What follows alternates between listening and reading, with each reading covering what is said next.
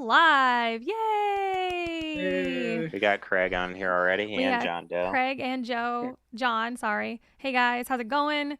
Welcome to John our Doe. John Doe. Doolin. No, that's not Doolin. I don't know. Maybe it is. Damn it. Damn it, Facebook. We got an echo in the house. Mute. How are you Mute. guys doing? How is everybody out there doing? I missed you guys. It's been a couple weeks since I've been on. I've been busy, and last week I was really sick. So say hi to us in the comments.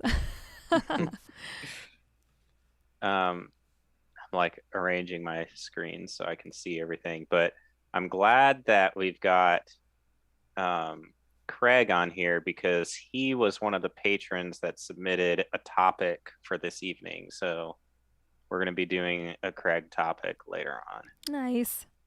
Cool. All right. I got everything pulled up. I'm ready to rock. Yay. There's a fly in my room. Wait, Josh, we learned that's Doolin, right? Schoolin' Doolin? I think that is. I think you're right. Oh, yeah. I'm trying to like remember all the names coordinated with their screen names. I'm working on it. I'm getting better. These have been a lot of fun. I feel like we're really getting to know people really well, and it's just fun to do. Yeah. Yeah. And I know these are public streams, but I feel like you patrons get a little bit of a benefit by I'm trying to beforehand get your topic questions and some input so that it's and isn't there a little more special for you over everybody else? Aren't we still doing like once a month we have a Zoom call with just our dead executive producers? Yes, we need to schedule that. I just saw that the other day. So did we do one last month? Yes. March? We did one in March? Yeah, we did. And we only had Doug in that one. So dead executive producers, you need to get your ass in gear. Yeah. So we can do topics. That one was actually like a lot of fun because I feel like we did way more personal questions and way more stuff that we wouldn't necessarily talk about on a live, like a public live stream. Because even though not everybody watches it live, people can see it like after the fact. And I know today we're going to get a lot more viewers because we're on YouTube today. So hi everybody on YouTube. Yes, William Preston. We're sorry that we go live at inconvenient times. It's like my dad only calls me when I'm pooping. That's like when my dad calls. And I'm nobody wants to hear about that, Steve. You can't be X-rated today, Steve. Yeah. Thank you, Shaz. The boss is back on. We got to clean it up. You guys know I didn't even watch your stream last time because I was too sick to watch in bed. I like was literally asleep. But like after I was like, I'm just gonna let it be what it is because if I watch it and they do something dumb, then it's no. No, it was good. I'm sure you guys did fine. I'm sure it was awkward and nerdy and fine. Well, if it's nerdy, you got to blame it on Doolin. And everything is everything's up and running again. Like as far as we're on YouTube and Facebook, because I haven't been on for 2 weeks, and then the week before that, it was like not really working because of the spam thing, and so. Bye, William. Bye, William. Thank you for joining us, even if it was just for a minute. We appreciate you. Craig says, glad you didn't click on any more emails you shouldn't have. I know, calling me out, Craig. So here's what happened is we get those kind of emails all the time, and I've just been deleting them so Steve doesn't open them. Whoa, I feel personally attacked. This is a hostile work environment. I'm calling HR. That's all I know. There is no HR department. We need one. Jesus, we'd all be fired if we had an HR department. Right. That's a good question, though. What would we be fired for? Okay. I made a nice outline here to keep us structured. Okay, sorry. And on course. So let's real quick. Let's wrap up some of the hellos that are coming on in here. Shaz and Garcia on YouTube. Hello. Death Girl or Kid is on Twitch. Tiger Eye. And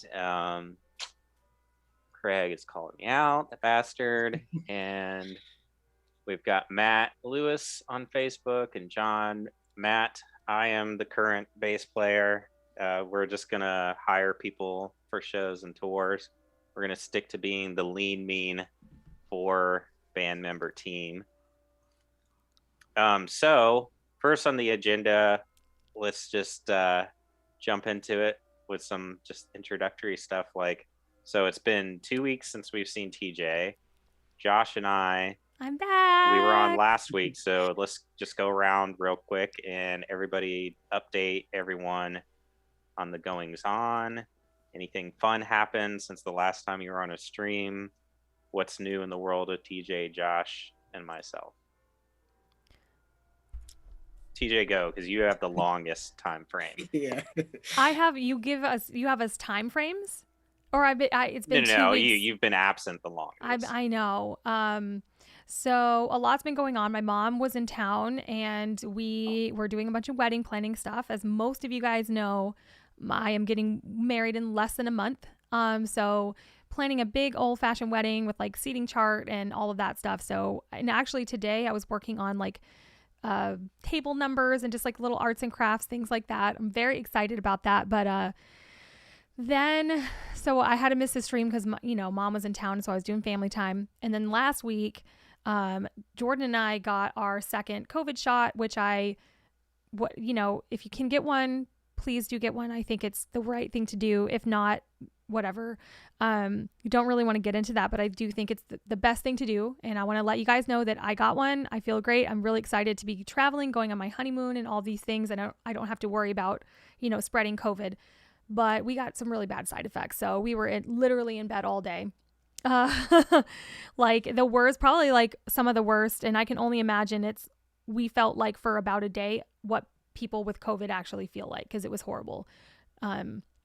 Like I could barely even get out of bed, and I look like a mess. I was like, there's no way I'm putting makeup on or brushing my hair or any of that. I was like in bed, like texting Steve, like, can you guys do this without me? Well, I mean, that's basically what when you get I keep wanting to call it an antidote, or the vaccine. When you get a vaccine, it's basically dead cells of that virus. Like when you get the flu vaccine, it's like last year's flu virus cells that they inject into you. So it kind of would make sense that it gives you that kind of feeling of actually having the virus. Yeah. But some people don't get really mild state. Some people don't get any side effects. Some people don't.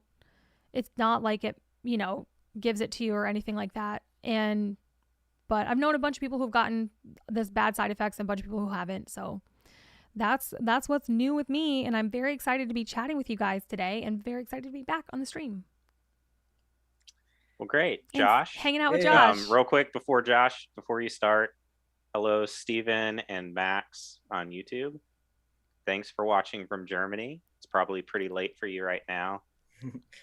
And Dean over on Facebook there. How's it going? Hello. Carry on, Josh. That's Jordan's Pepe, by the way. So everybody say hi, Pep. Hi, Pepe. He's Hey, Pepe. Pepe. Pep is Josh's dad. Sorry. Yeah, Pep's my dad. Everybody's probably like, which I keep going to read Facebook like this, and it's like, why is Steven leaning? But it's like my webcam is like right in front of where the you're actually leaning though. Like your camera is like.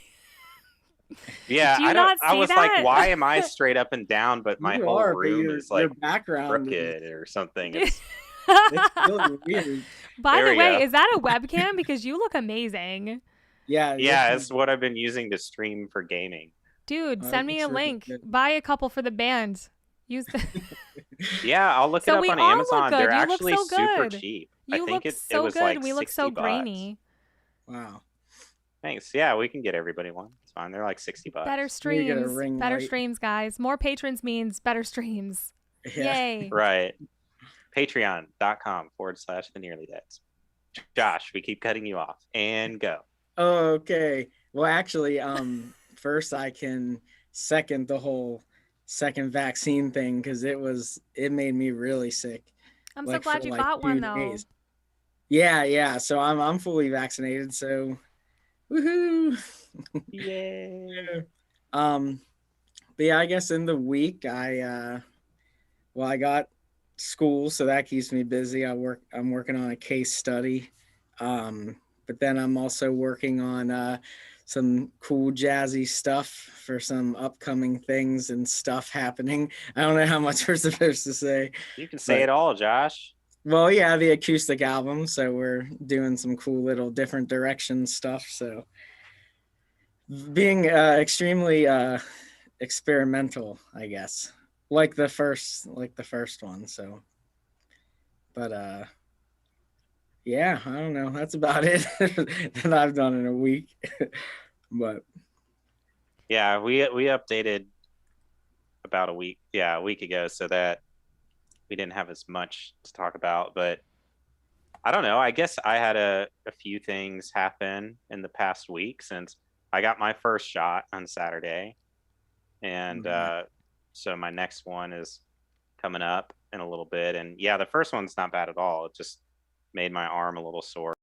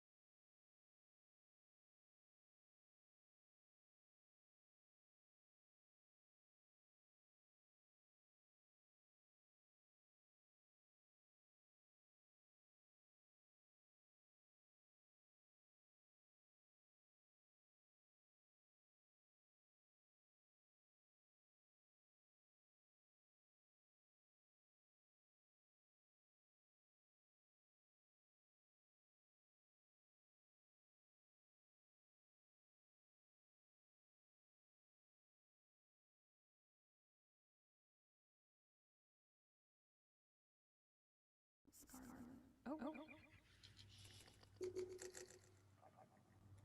did the audio go out? Got the echo now. Yeah.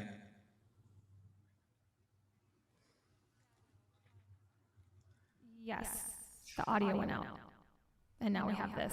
I don't know what the fuck is going on. I might have to restart the whole thing if I can't get rid of this. Sorry, guys. No, it's all right. No, you're fine. I mean, people, we know there's an echo. It's damn Streamlabs. Well, Hello. They can hear us, but there's an echo. No, they can't hear us. Shades of Kin is enjoying it. Spooky. I mean, you guys are echoing for me just on Zoom. I have nothing open right now.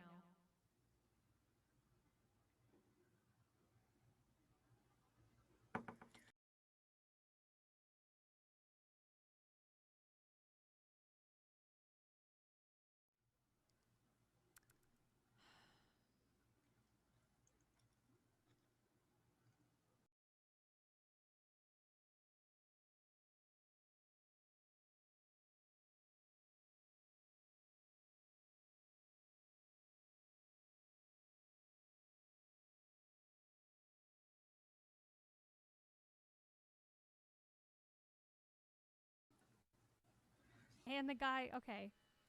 Is that working? Is it working? Where'd it go? Yeah, I mean, I can hear you. I don't No. know. Hear you. Anybody else hear us? It went away. Scarlet. Where is it? No.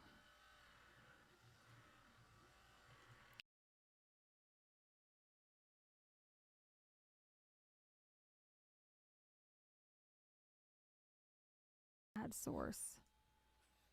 Scarlet. Done. Okay. That looks like it's working to me. So if not... Oh, I know what I did. It's all good. I just hit it. Anyway, hey, we're back. All right. So sorry, Steve, to interrupt your story about you were talking about your like song that's getting placed in this really cool thing that's like kind of associated with like Marvel people or Yeah.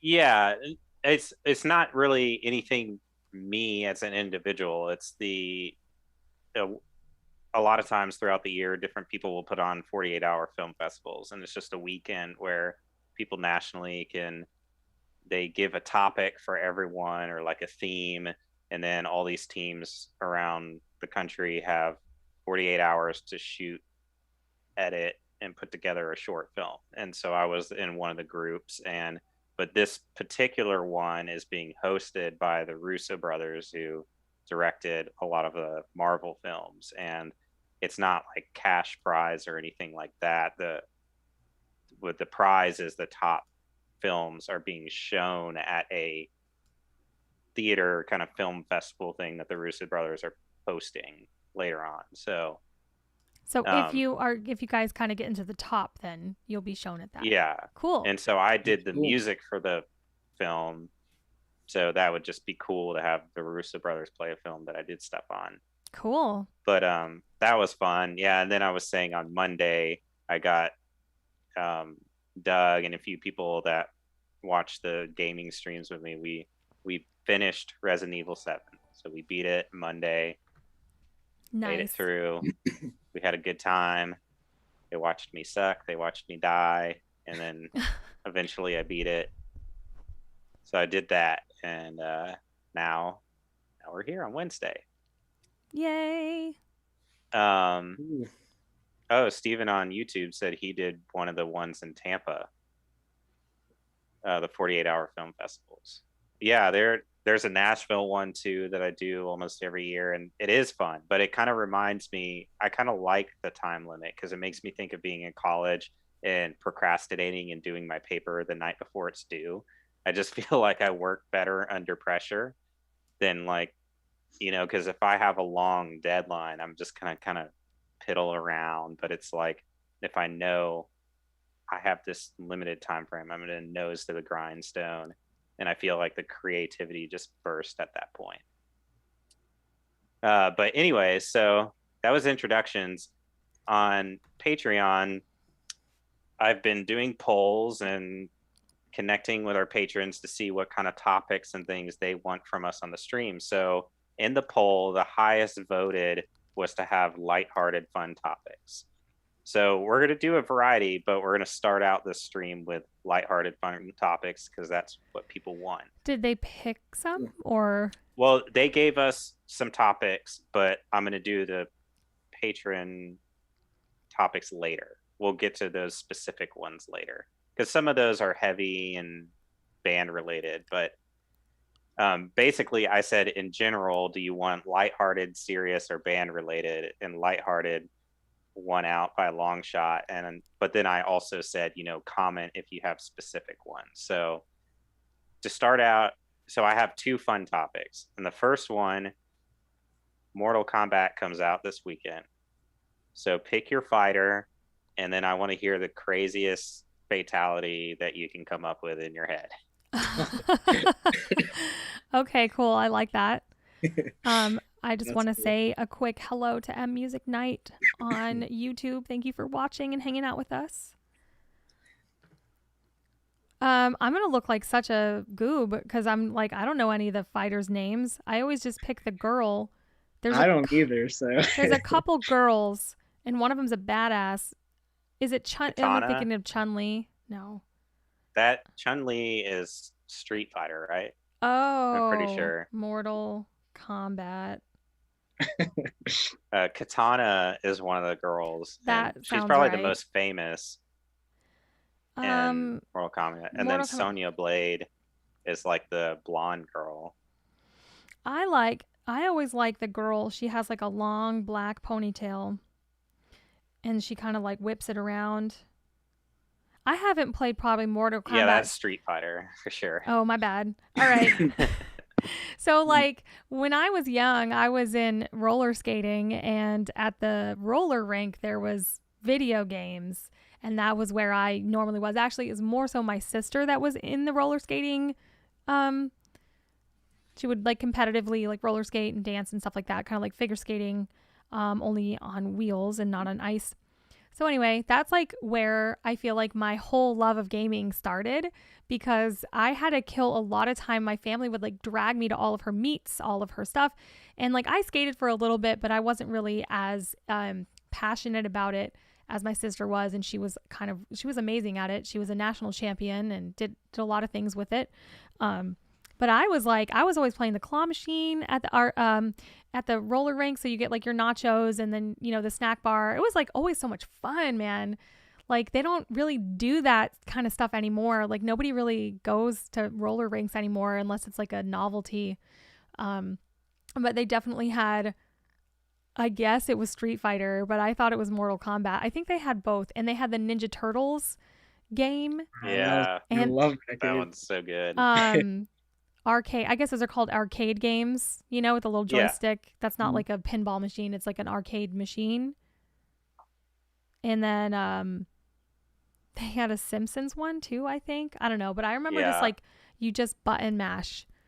Like there's Oh yeah, all the no side-scrolling ones, you just beat 'em ups is what they call them. right. You just go across the screen and baddies come at you, and you just Oh, Shades of punch 'em out. I Kim love those literally games. just said there was a beat 'em up coming out soon for Teenage Mutant Ninja Turtles. Oh, Yes, it's like a retro. And then I used to play like Miss Pac-Man, and I loved that game. But all right, Mortal Kombat. Let's get some people.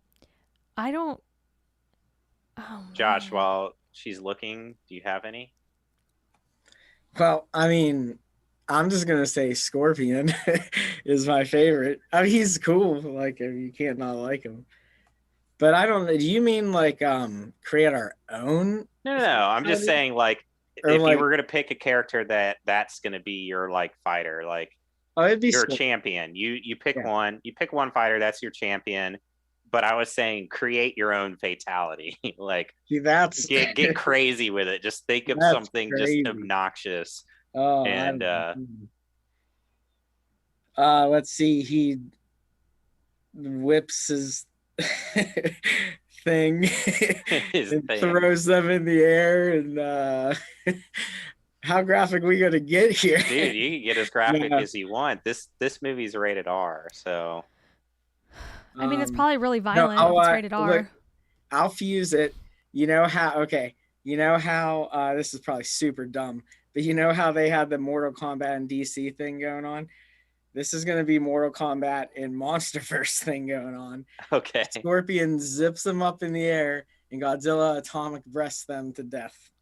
And then Okay, I would watch that 100 times Okay. over. That would be cool. Yeah. Okay, TJ. I'm gonna go ahead and pick Jade because All right. she's a girl and she looks cool. I feel like I remember picking her for sure. I mean, I guess Sonya Blade is like another one I probably used to pick all the time. I don't know. I would just any of the girls. This sounds bad. I feel like I definitely more versed in Street Fighter apparently. Okay, and I just want to call out Steven on YouTube said he would be Goro, play drums with dead people's head after you rip them off. Wow. That's awesome. That's awesome. But And wouldn't it's it make more band-related. sense to use their limbs as like drumsticks, like the arms and legs? Because a head is like a ball. That'd be harder to drum with. Semantics. Or maybe you use Details. the heads as the toms. They're the toms. and then That's you what use- I'm the- imagining, like a hit drum their set. Literally, or you literally skin them and let it dry and then make drums. Real drums. Yeah. And the movie can be real long. We sit there for the whole process of like setting them out in the sun, Like and then Buffalo like Bill the whole style. taxidermy He's thing. We watching the watch it skin in real dry. time. Oh my God. Wow. See, this is the content that people came here for. Yeah. I don't really know. I always like the finishing moves where they like roundhouse kick him a couple times and then like jump up and then just like land on him. I would have her land on him and like in the splits though, like a drag queen. God, I don't know how they do that. It hurts my crotch every time. Training. Every time you do the splits, you know how to do the splits? No, just watching them do the splits hurts me. Like the way that came out, I was like, dude, you know how to do the splits? Like, you're like, that really hurts every no, I time can I barely do the touch splits. my toes. Oh yeah, it would definitely be like a fucking spinny, like up in the air and then bam in the splits. Yeah, like a I death like it. drop. Nice. Yeah, That's cool. Nice. that would be a cool finishing move. Let's see. My favorite Mortal Kombat character is Liu Kang, the one as the blade hat. But I think as far as like coming up with a finishing move, I think Raiden has the better possibilities being the god of thunder or lightning. I'm gonna go the way of Steven on YouTube and make this band related finishing move. I'll be Raiden and I'll have my guitar and I'll use the lightning to come down and power my amp to supersonic. And then when I hit the chord, the sonic waves from the amp blows out your eardrums and your eyes explode. And then your brain like melts out of your ears because The Rock is just so Damn. awesome. I can see the so graphic now. Your brain melts out of your ears.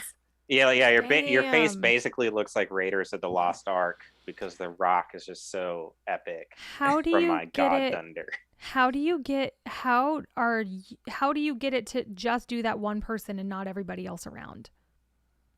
You got to focus.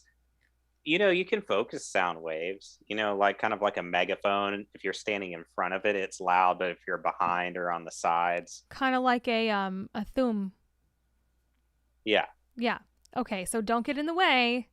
Yeah, so don't be standing in front of it while I'm finishing off Godzilla while I'm killing him with my thunder guitar. I love it. Thunder guitar. That's like a cool like cover band like name. Thunder guitar. I don't know. We need like long hair. Yes. And Yes, for sure. Ooh, Death Kid just said make a Mortal Kombat character that looks like RuPaul. RuPaul can make, because Mortal Kombat was doing that thing where they're bringing in all these different characters from other franchises, like they brought in Terminator and RoboCop and Freddy Krueger. Let's get RuPaul in there as a bonus character. I love it. I love it. What's up, Dano? You were on the Resident Evil stream the other day, right? Weren't you? And you'll have to double check on Facebook. For some reason, the comments dropped for me. So I'm only seeing YouTube and Twitch. I got Brent that said yay on Facebook. Okay, cool. Are you still? I mean, maybe there's no one's commenting. Nobody likes us. No one likes us. All right. Okay, so fun topic 2. Okay. This is based off of, so TJ, if y'all follow us on social media, made a really fun post about RPG stats. I do want to give a quick shout out though to Jason. I think it's Colberatz.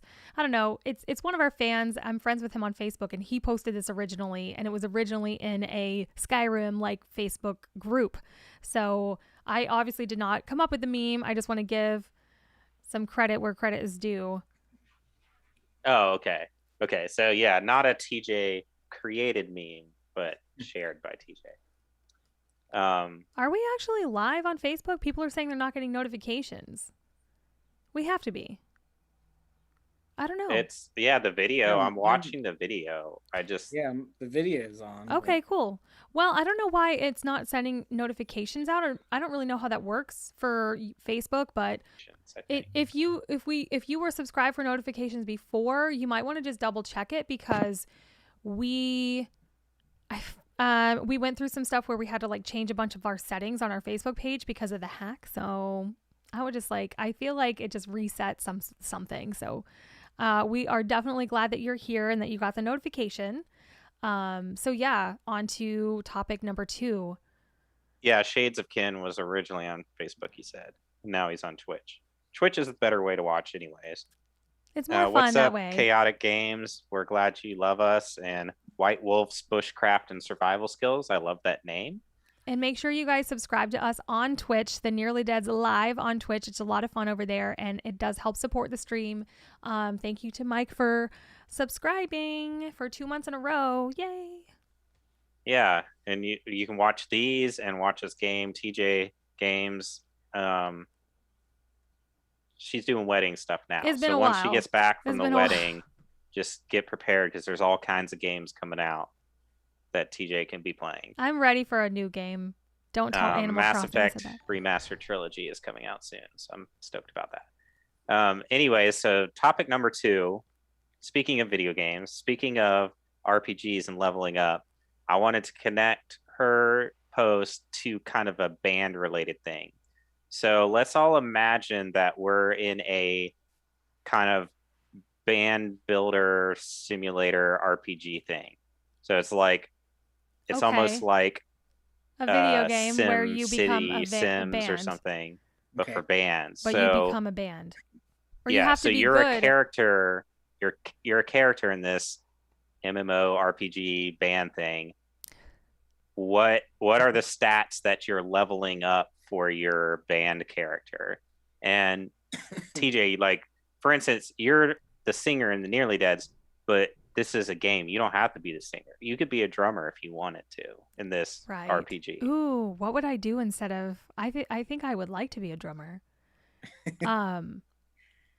I like this idea. It's kind of like I'm gonna put it as like you're, you just landed out of like the fallout shelter and you have no idea what's going on, right? So like in this, you're not already. I would say you're just a person off the street.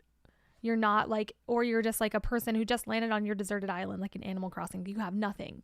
You don't have a venue. You got to build all of that shit. We're talking, this is Sims, right? So you get to build your dream venue, your dream everything. I think that would be badass, Right. actually. Yeah. But you got to build a practice space or else your band never practices. And then you guys suck. And then people like boo you and no one comes to your shows. So like even in Animal Crossing, like you have to have your island like look a certain way before KK Slider will even like come to your island. He's so pretentious. Like KK Slider is just like, I got the jams. Don't even come at me if you're not at least a 4-star. Like I only play Exactly. 4-star venues, basically. Basically. So I'm in my mind, this is already the coolest game ever, and I definitely think somebody needs to make it. Like it would be so like a basically mix of Rock imagine, Band like- and Animal Crossing. So TJ, you're a big Fallout fan. So imagine like You get in to pick your Fallout stats. when you start out, it's kind of like you pick your class and you're like, oh, I want to be Ooh. male or female. I design Yeah. my character. I pick my class. I pick my background. And then they always start you with like, here's 10 points to put into various stats. So in this band game, your class, you're basically what instrument you play is your class. So we just started out, you're like, okay, maybe the background is when you in backstory is like what kind of genre you want to be. Are you like the punk rock character? Are you this classical baroque character or whatever? And then your class is you pick your instrument. And then once you've picked your instrument, now you have 10 points to put into statistics. And so where would you want to put these points? And it would be like maybe a stat would be music theory. Maybe a stat would be like technical ability. Stat is endurance, because for vocals and drumming, you need a lot of endurance. And, but based off of what instrument you're playing, it may vary on what stat. Okay, so you have to have. I'm one of those people who like dumps into the things that I really want and like literally will have 0. I'm not like an even person. So like when I restarted Fallout, or no, I restarted Skyrim, I think I like dumped a lot into like after playing the game. So now we know you would want to dump a lot of your original points into talent, into charisma and talent and intelligence, because nowadays you have to kind of be like a business person as well. So those would be my 3, and I would definitely be like straight up punk.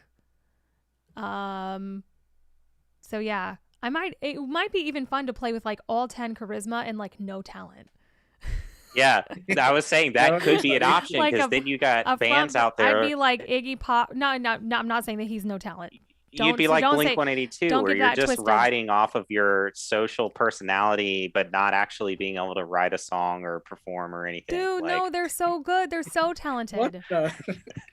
I know. I just got to bust Josh's I'm feeling balls. more like a Sex Pistols thing, because I feel like the Sex Pistols were one of those bands who was just like put together because they had a certain look and a certain attitude, and they taught them how to like play their instruments. So I feel like I could like learn later, but I would want to start off with like a ton of like I don't really know, and then you'd have to find other players. So like you wouldn't want to like hook up with another player that had too much charisma. You'd want to hook up with the smart person, or I don't know. What would you guys pick? Okay, man. Well, so I'd want my character to play slide guitar. So no endurance would be needed, and I could put all the skill or all the currency into skill or talent. But I want him to look like new wave, or like, I don't know, have big shoulder pads, like 80s, like 80s. Or he could have no talent and all endurance, and just do like backflips over the slide guitar. Backflips over the slide guitar. So the slide guitar, like a sit down one, right? Yeah, like sit down. Like, why would you not want to look like ZZ Top if that's what you're doing? Let's like unpack the new wave opposites. thing. Well, it's like opposites, because you would think slide guitar would be bluesy or country, but I wanted like, you're gonna be shocking. So, you're like, you're bending the flock of seagulls on slide guitar. Yeah, like I'm plucking the slide guitar and doing backflips over it because I'm gonna max out my endurance. That's my thing. Okay. All right. What about you, Steve? Okay. Before I go, let's real quick address some of these comments here. What's up, Vane? Zeline, we're so happy that you've been a fan for years. Thanks for listening to Reasons. And John, glad we got to meet you at Rockfest, and we're glad you're still hanging out. Rockfest was a blast. Doolin speaking of rock, he said rock on the range, not Rockfest, but he said we should bust out the xylophone with no talent at Rock on the Range. Shades of Kin suggest all crafting, which is good. See, especially in the apocalypse, you may have to make your own instrument. Well, only certain games that's really important, though. Like, RPGs crafting is used a lot. It's pretty important. I feel like Skyrim, you can get by without it at all, though. Like, you don't have to. You don't can really find need weapons. it. You can find the enchanted weapons, and you can go to anywhere. You don't need to enchant your own or make your own shit. I used to forage like crazy the first time because I was like, oh, what's this? What can I use this for? And then I found it to be totally useless unless you want to play the game like that, but it doesn't really help you get through the game. It's just extra stuff to make, which right, I for like. Sure. I like, but it's just too much. It was just too much because the rest of the game is too encompassing to be okay, the alchemy stuff and the magic stuff. I played as a mage the first time, and did like a lot of magic. And then I was like, this ain't even the way to go. The way to go is to be an archer or get your Oh, I'm one-handed, always stealth archer, sniper. just It doesn't kill people matter. from far away or just murk the shit out of them with your one-handed skills. That's Yeah, I'd be an assassin with the knives, and you get the extra Sneak. crits by sneaking up You and gotta get your backstabbing. You have to have a lot of sneak when you play Skyrim. And Hmm. I just want to shout out Dano. Dana said in RPG, I pretty much always create a female character because come on, why would you want to look at a male ass for 300 hours? Oh, I'm right there with him. Yeah, that makes sense. Well, it depends Dude, on that's weird. it I don't depends on the create like game. a I go back and dude. forth because there's some like Yeah. games. Maybe I should try that next time. Create just like a hot guy, like a Nice. super muscular Yeah. guy with like all But the the thing about it tattoos. though is Skyrim. I mean, it makes sense for something like Witcher, but you have to be the Witcher. But I mean, like Skyrim and Fallout, you're in first person unless you choose to be third person, which I never do. So you never see your character anyways. But I mean, yeah, and Jonathan and Facebook, we're so glad that Spotify recommended us to you, and thank you for buying CDs and hanging out. And we hope to be touring again soon, most likely next year after we've finished writing new stuff, and we'll for sure go to Georgia.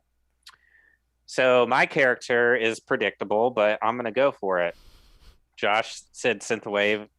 My character is totally my background. I'm going 80s goth pop all the way. My instrument of choice is guitarist. I'm totally going to be a guitarist in an 80s goth pop band. And I've got to put all my stats into, first of all, tech. Because I feel like when you're dealing with synths, like you need to know about like routing and patching and like to get crazy technical synth sounds, which I'm not very good at.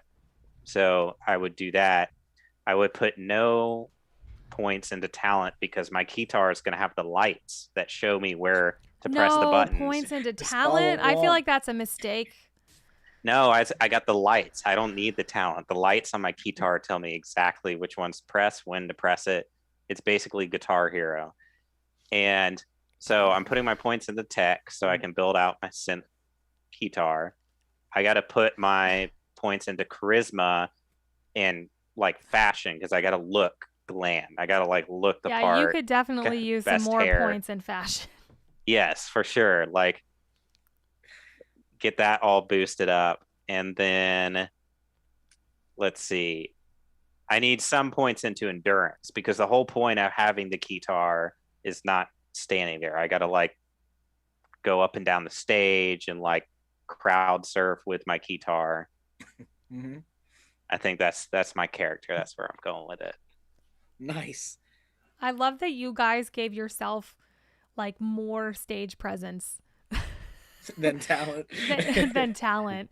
Yeah. Why don't you just I don't know. Everything's I'm on thinking track about nowadays. I'm thinking about when we do play live. Like Josh is obviously behind the drum set, but you like spin your sticks, like you do crazy stuff. Like you have a lot of fun back there. And I feel like when I look back at you, like you're really giving it. And then you look over at Steve and it's like we had to push you for so long to like move around the stage. And now here you are saying, oh, if I had a fantasy character, I would just be flipping all over this. I'm like, you can do that now. First of all, in his defense, a guitar. First of all, intricate, I guess. Yes, at the very beginning, I was more concerned about hitting the notes correctly than I was moving around. Second of all, I felt like I got compared to Kevin a lot when Kevin is just an extreme, and I will never be that extreme. I think that's overboard. We're not a metal post-hardcore band. I don't need to be jumping off of amps or anything. We're just a rock band. And I think I got plenty of energy. I feel like we should bring this question to the fans, though. When you guys go see a show, what do you want to see? Do you want to see backflips and all of that? Or does it depend on the band? Does it depend on the music? Or do you want to just really see like them perform the music that you love like super good? Like do you get bored if you see a band just standing there? Like I don't know. I want to see some comments with what you guys want. Like if you come to a Nearly Dead show, or when you come to a Nearly Dead show, you know, what do you guys want to see?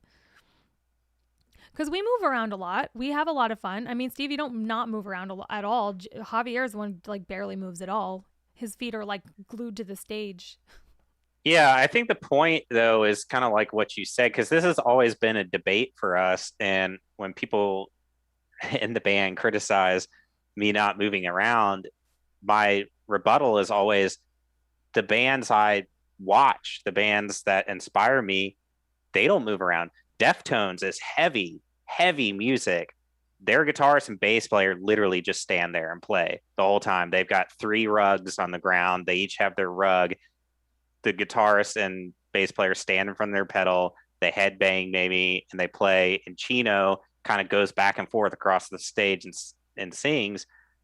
But because it's, I don't know, that's just what they do. Smashing Pumpkins, even Muse, it's like Matthew Bellamy will kind of sprint back and forth with his guitar, but it's like, Silver Sun Pickups, all these bands that I'm influenced by, nobody's thrashing around like Kevin or like jumping around all over the place. They're standing there and they're playing. I mean, granted, these guys have spectacular light shows and screens behind them. Yeah, that's really what we need Yeah. is the light show to make it more interesting, like the fog and the lights. I just think that would be cool. Not that I want to rely on that, but when I go see those big arena shows, I'm just like, that's fucking awesome. Like Foo Fighters and the screens and that it's like a live, almost like you're watching a music video live, or like a live interactive experience. And like, that's really why you go to that show, Yeah. John just wants to give us to give away free merch. I see his angle over Yeah. here. Throw merch and guitar picks. So let's see. Although there are some bands that do not have the greatest songs, but they can put on a hell of a show. Biting heads off bats, we want to see. It's more about the audience participation, but primarily dependent on the band. Less Than Jake does mascots, and the horn section moves around a lot. Tiger Army didn't do much movement. The Distillers, Brody moved a little, but the rest didn't. I mean, also the guys in, I don't know when you saw the Distillers, but I don't know. I mean, it's like I don't play an instrument while, like, I can do keyboard. Like, we still, if we bring that up again, it's, can't really move around a lot. And I feel like when you're playing and singing guitar, you have to stand in one spot. So, like, a lot of those bands where the front person is, like, also the guitarist, I feel like that's kind of the vibe where nobody really moves around a ton because they can't really move around a ton. Yeah, and it's like I'm trying to think of like moments to do it, but like too, the difference, like Kevin would like bass and our music's just the bass is the bass tone and that's it. Where it's like for me playing lead guitar, I've got like 6 different guitar tones in one song. So I'm constantly having to be in front of my pedal, knowing when to cut on and off the delays and doing those things. And so mentally there's a lot to focus on outside of just strumming and then dancing around. But all that aside, that's not who I am. I'm not going to be a guy that thrashes around. I'll headbang, I'll have fun. I don't know. I don't think Perfect Circle is one of my favorite live shows. And Avenged Sevenfold puts on one of the best shows. I've never seen them. Josh, tell us what it's like. Oh, they're good. I mean, M Shadows just runs around everywhere. Brooks doesn't really have to, like, he's just such a good drummer that he doesn't really have to like do anything. Like, his skill is just, but they're good. And like the guitarists, like when they solo, they like walk up front. And like one's left-handed and one's right-handed, so they'll be like back to back, and like their guitars it just looks cool. Like they got they're definitely they got a choreography. Yeah, that's stuff that you can rehearse. Like you can hire somebody, or your label can hire somebody to like choreograph the show almost, and you'll really realize that if you tour with somebody and then see them every single day. They do exactly the same movements at the same time. Exactly. Yeah. So a lot of that is like rehearsed, and we're definitely not as definitely not there yet. We just do whatever the hell we want, which makes it a lot of fun. But Dan said, if I wanted to listen to a good quality song, I wouldn't go to a show. I just use my home setup. On the live show, I perform more fan reactions and having fun. I feel like, to segue, and maybe Steve and Josh, or because you want to see the band, or is it because you want to be around the people who are also all seeing the band? That's tough because I honestly, for me personally, probably the band. I'm definitely more focused on the band, but I'm also in the same like thought, not one of those people that's like, if they sucked, I'm just like, they suck. They don't sound anything like I'll compare that, like That's an there's those bands awkward that just moment. don't sound very good Yeah. live, even like Drop them below, guys. No, just no, kidding. no, Just kidding. and not like us, but like for example, like well, Blink obviously is one of the biggest ones that they just don't, besides Travis, but even like A Day to Remember, like they're so heavily produced. I love their music, but they're so heavily produced that live he can't sing like he does and scream like he does, on the album. But I still love going to see the band. So I don't know. I mean, I definitely say it's more for the band for me, but also, I don't know. I feel the like, energy for sure. yeah, like Yeah. it's not really like, yeah, I would go to a show to see a band if there was like two people there, and it was a band I like was obsessed with. But I definitely miss going to shows and just being around other humans and being around just, I don't know. You kind of go to just have that shared experience. That's why I like punk and punk shows so much, because you could not really even know the band. I love seeing new bands and not knowing who the hell they are, but everyone's dancing and chanting and fist pumping, and like that's what I love to do. That's what I love, and I could have no idea what the song is about, but that energy is why I love like going to punk shows. Yeah, it's a combination of both, where it's like when I was a kid and in high school, I mean, it was definitely more of a social thing. Like I would go to shows, the bands that I had never heard of, just to show up and hang out with my friends and not have parents around and that kind of thing. But I think now, I think it's a mixture, because it's like, to me, going to shows is similar to like going to see a movie in theaters, or like Comic-Con conventions and stuff like that, where it's like there's this feeling of being in a club where you're in this environment where everybody there enjoys that same thing that you enjoy. Like you're all there to see that band. You all clearly have a liking for it because you're there. You spent the money on the ticket, and so it's the initial reason to go for me is to see that band, because it's like I want to see them perform their craft. I want to see it in person. I want to hearing the music come off the stage, feeling the kick in your chest, like the energy from the live band is great. But on top of that, being around all these other people who also enjoying it and hearing them shout and sing along, it's like you're feeding off of each other, and you're in this club of this like mutual love for one thing. The same as like, it's like I'll go watch random indie foreign films in a theater because it's what I want to watch and enjoy. But that's a different experience than like when you go to see a Marvel movie opening night and everybody cheers when the big moments happen, or they laugh, or like going to see a comedy. It's like you're there to enjoy that, but the theater experience makes it even better because there's that mutual, we're all here, we all love this, you feel this connection. And I think live shows create that connection for the fans. Yeah. Hi, is it Erie from Brazil? Unless that's an L and it's Lori. And hi, White Wolf would love to see us in Arizona. And We played Flagstaff, right? Flagstaff, no, we played. No, maybe. Yeah, we definitely played Flagstaff on one tour. I don't know if it was Flagstaff. It was we played in Phoenix, and then we played. What was that place? It was with I Set to Kill because that's kind of where they're from. Is it Tulsa? Spotter says, I like live shows because you can hear if the singer actually feels any of the music they sing. That's a big one. That's deep. That's deep, yeah. I love that. I mean, who doesn't love live shows? I mean, we all kind of miss them. Things are starting to open back up. And like Steve was saying, we're probably looking to not really play anything until next year, like live.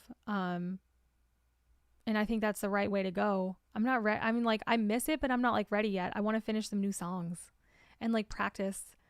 Well, you want to have your wedding and your honeymoon and enjoy that. And then we need to work on the It's just not what like we're acoustic focusing on record as and a the new band. record. And I feel like as a band, there's like moments where you go out and play a bunch of shows, and there's moments where you have to like lay low, write music, and just like chill out. And you can't be always doing all that all the time. Like we did that for a long time, and doesn't even. I mean, in this post-COVID world, I don't even think things are going to be the same. I don't think that. I mean, a lot of venues have closed, and I don't think that. I don't really know. Like you guys tell us, like, do you think people are going to come see like low level bands like us, or are people only going to go, you know, spend money on bigger, larger festivals or bigger bands? Like, I don't really know, because like the scene was already kind of dying. It was already hard to get people to come out to shows or even get the word out that we were playing shows, right? Because of the internet and how many bands there are. And so now that it's been a year since anyone's seen live music, like, are we all just cool watching people live stream on YouTube and like play show? Like, I know everyone misses shows, but like, are you going to a show? Do you have anything coming up? Because as far as I know, the only things that are even happening, like small clubs aren't even allowed to play gigs right now. It's really just these large open air festivals that are allowed to even happen. So I kind of want to hear what everyone's thoughts are on that. And I bye think to Wolf. Thank you for joining. I think there's a huge hunger to get back out and do that kind of stuff. I think once everything opens up, it's going to feel more like normal. Like people aren't meant to live isolated. Like I think culture in general has become more isolated with technology, and people are more used to the idea, but as a species, it's ingrained in us. We need to connect with other people. We need to be around other people. We need to socialize. And so I think the desire for events like that, social events, live events, is always going to be there. I don't think they're ever going to go away. And I think especially after a year and a half of not having those things, I think the hunger for it is higher than it's ever been. And with clubs shutting down, it sucks, but I think a lot of that kind of stuff, it will eventually open back up because somebody's going to buy out that venue and reopen it under another name or whatever. But it's all going to turn around, and I don't think it's going to be that much longer. Like once the vaccine's kind of rolled out and been out there for a while, we'll start to see it catch up. But since you talked about us laying low while everybody's kind of answering your question here, I'll go ahead and do all the housekeeping stuff. So this is just nearly Dead's announcements, Patreon stuff. So we're going to let everybody know that we have a new single out, and it's out now on Patreon to listen to and download. And let me pull up Discord real quick, because we have the most honest and cool fans ever. Like while I was streaming, are they talking shit on it? No. Oh, okay. While I thought you were I gonna was read like them, streaming be like, oh, they're on so Monday. honest. Yeah, so I was streaming on Monday, playing the video games, and some of the patrons were hanging out with me, and I'm trying to pull up and see who it was. So where are my messages?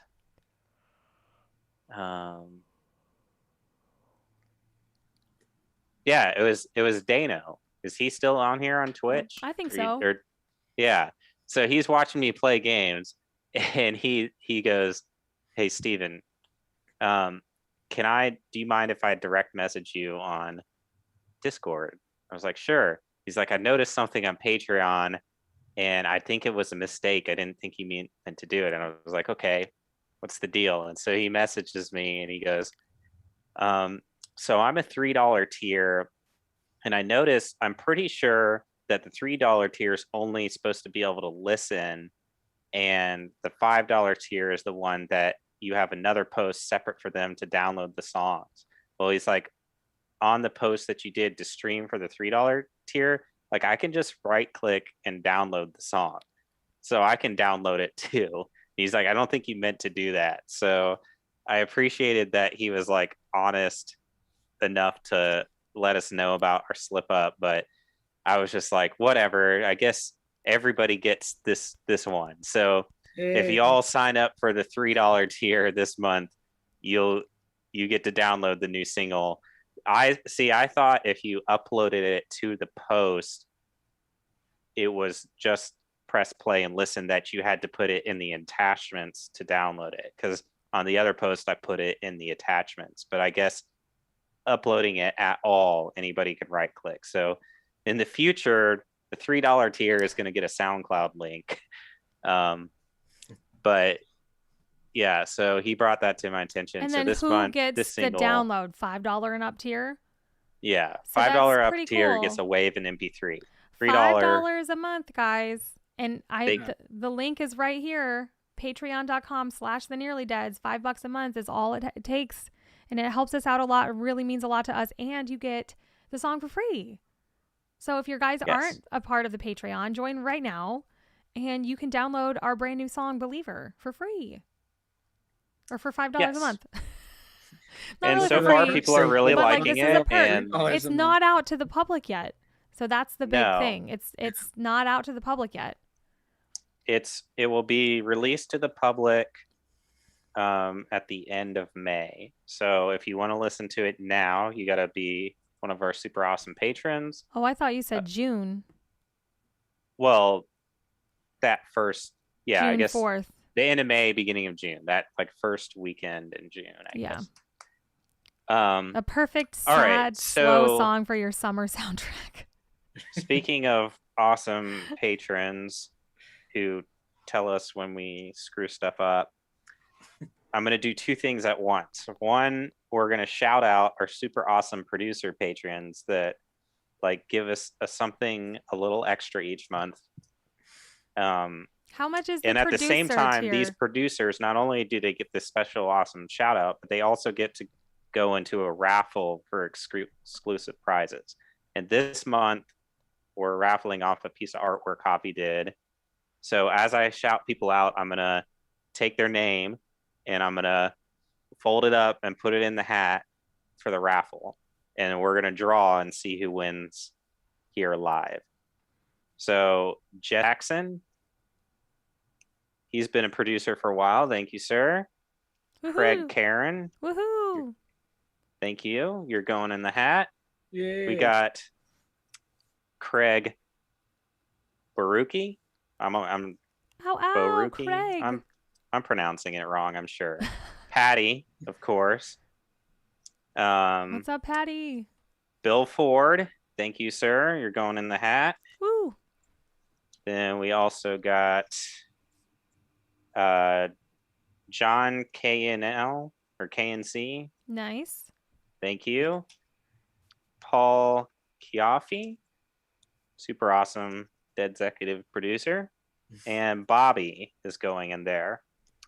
And then I'm also going to give a shout out to Yaroslav, who's a producer, but he won the drawing last year, last month. And we don't let you win 2 months in a row. So if you won the month, you get left out the next month, but he'll go back in the hat next month. I guess that's fair. Boy. So yeah, because we can't have the same person winning. Thank you, all of our dead executive producers. We love you guys so much. If you want to be part of these drawings, make sure when you join the Patreon, you become a dead executive producer, and you will get a shout out as well. And I'm going to reveal some very exciting news right after I draw this about the drawings. All right. Okay. Not looking. Oh boy. Drum roll. And the winner this month, drum roll, Josh. You hear that? Yes. Bobby. Hey! Bobby gets exclusive artwork from Javi this month. So congratulations, Right. Bobby. I don't think you're in the chat, but we know you're an awesome patron and we appreciate your support. So speaking of drawings, if you are not a patron yet, or you're not a producer, I would highly recommend signing up or upgrading this next month, because I didn't even approve this with TJ, but I'm just going to do it anyways. So next month's drawing, this is what the winning prize is going to be for the raffle next month. So right now we have a patron goal that if we hit 150 subscribers, everybody's going to get this prize. And we're about halfway there now. But what I'm going to do is I'm going to go ahead early. Okay. So the prize for our patron goal is our very first demo ever made. Is it a physical This is copy? unreleased music of the Nearly Deads. It's never been published. It's not on Spotify. It's 3 songs and a bonus track. And I'm going to send the wave and MP3 files to whoever I draw next month. And so you're going to have never heard before Nearly Dead's music, and you're going to have it all to yourself. You're going to be the only one that has this music for however long it takes for us to hit 150 subscribers. So That's it could pretty be cool. a week, it could be months, it could be over a year. Hopefully not that long. We want more people in our Zombie Nation community, but I hope this is incentive and gets you excited that you may want to upgrade to producer for next month for this super awesome drawing. So I want to do a couple comments real quick. I want to say thank you to R. Shirley, who's going to go onto the Patreon and join right after this stream tonight. Thank you so much. I want to say bye to Shades of Kin. Enjoy your Dairy Queen. I'm pretty jealous right now. Stephen Deo just signed up for the $5 tier, so celebrate.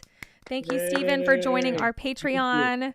You Cheers. totally rock. Oh yeah, cheers. And you can download the new song right now. Let me see. Oh, Train Spotters as well says that they are going to join the Patreon right after the stream. So thank you so much. We're looking forward to seeing you on there. And I want to give another shout out to Uri. I'm pretty sure it's Uri. And give a shout out to Uri and Marcelo from Brazil on YouTube. Thank you for watching and for listening to us. And their favorite song is Never Look Back. So thank you so much. Thank you. Who else is just joining? John just says he's joining as well. So thank you for that as well. We've had the Patreon for a couple months now, and we, are still trying to get the word out. So if you guys join, we are working on that acoustic album. You get to see behind the scenes footage of us making it. And all kinds of fun stuff on there. There's a private Facebook group, and what I think the coolest part of it for me is that you guys get to choose the topics that we talk about on the stream, because I think it gets really fun and really creative, and then that you had a hand in helping, guide this discussion and guiding where this goes. And we also kind of show you guys our ideas and ask you guys what you want. So we really do listen to our patrons. It's like the inner circle of the band. That's why we call them the dead executive producers. You guys get to say, hey, I want you to do this, and I want you to do this, and I don't want you to do that. So yeah, I love it. The dead executive producers, like we mentioned earlier in the stream, we do a private Zoom call with the people in that tier. It's just a one-on-one. So the people in the dead executive producer get to video chat with us. So we get to see you face to face, and we get to talk about, whatever you want to talk about. And brainstorm last month, Doug hung out with us. He gave us some really cool ideas for merchandise and his opinions about what he wants from merchandise from the band, or where he wants us to go. Yeah. And we actually take those things to heart, because you all are the reason we get to do this, and so your opinion matters. Yay. Love you guys. Speaking of what TJ just said about the patrons picking topics, that leads us into the next segment. So now we're going to do Segue. We're gonna do the Patreon questions, and this one is from Craig. I don't know if you're still watching, because I messed up your name earlier, Craig. Baraki. Baraki. I think it's Baraki. Baraki. And he went with the lighthearted route. And his question was, what are some of your hair care routines during the pandemic? Ooh. Oh. Wow. So I'll Hey, just start Craig. with TJ, since you're probably the most likely to have hair care routines. What's up, Doug? During the pandemic, I guess it's like wash as little as possible. Who cares? No one's going to see me anyway. Only do my hair on days that I'm on camera. That's pretty much it, man. And you know, I don't know. I definitely still bleached my hair. Like I still was like doing that because it like cheered me up a little bit to like have my like stuff. And luckily I do my hair at home. So I didn't never you guys. Glad Craig's still here to hear the answers, and I'm sorry for butchering your last name, I'm sure. Yeah, my routine is just being an old man, and as you all can see, like over the years my forehead has turned into a clear 5 head. And so over the past year, with COVID and everything, I've been trying to do things to just getting more into wellness and self-care, and realizing that I'm getting older and just trying to eat healthier, exercise, be more active. But also I was just like, I don't like that my hair's thinning. I'm going to do something about it. So my hair care products are like for balding men. And so I'm taking pills and putting on topical things to wow. rejuvenate, re-stimulate growth. And that's where I'm at when it comes to quarantine hair care. And good for you. I mean, I feel like it works. I don't know if it's the placebo thing. It's like, I mean, they said they can't grow it where it's already gone, but I do feel like in the spots, like in the back of my head and stuff where it was thinning, it's much getting thicker, fuller and thicker than it used to be. So looks you good. know, I don't have to always wear hats anymore, which is nice. Josh? That's my quarantine hair care routine, is live in a hat. I have never seen you without a beanie. No, I'm just joking. Really? No, well, like lately, like whenever we do these, you're always wearing a beanie, and I never really noticed. And then like when you sent me the video for like the Patreon intro, and you weren't wearing a hat, I was like, oh, Josh looks really nice. Well, I definitely, yeah, Josh like spiffed up. Even even our last stream, I wore a hat, but a lot of it's just like I don't know. I'm living in like sweatpants, hoodies, and hats because I'm in school most of the time. But I do have a hair care routine though. Like that's another thing. My hair is very thick and unruly, so it's a process. So I use like decent shampoo, conditioner, but I'll put like anti-frizz like cream in it, and then like blow dry it, because if I I like taking showers at night, so I'm sleeping clean. But I have to blow dry my hair. Listen, no, this is in-depth stuff. Keep going. But I'm laughing, like hashtag sleeping clean is like a thing now. Like, so I'm sleeping clean. Yeah. I've never heard of that. I was like, I can't go to sleep with wet hair, so I cannot take a shower at night. See, yeah, and I mean with longer hair it would be way more of a nuisance, but I'll try to like blow dry my hair or take a shower early enough to where my hair air dries.